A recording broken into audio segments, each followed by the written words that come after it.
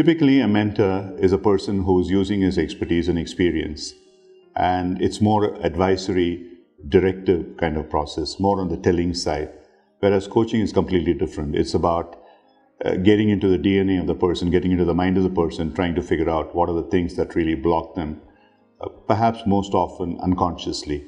And that approach is far more effective in many of those situations where it's not about skills, it's about behavioral changes. So I guess each one of them has its own role.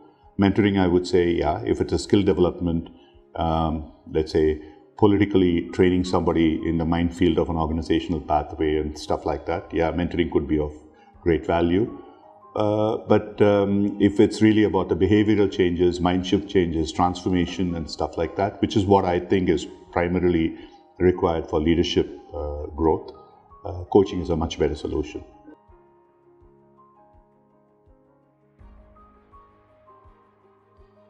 Today in the millennial age, in the past kind of stuff, when I was a young manager, if the boss had said jump, most people would say, how high, sir? And today, practically anybody would say, why? Or you show me how to jump. So the attitudes are very different. It's the same way when the communication is different, and very often in the past, the feedback was one of telling people what they did wrong. And that is pretty much demeaning.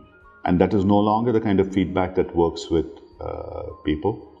People need to be respected. They need to be treated as equals, irrespective of your hierarchy. But if the feedback the boss believes is about criticizing the other person, telling the other person what is at fault, I think it's probably one of the most wasteful exercises.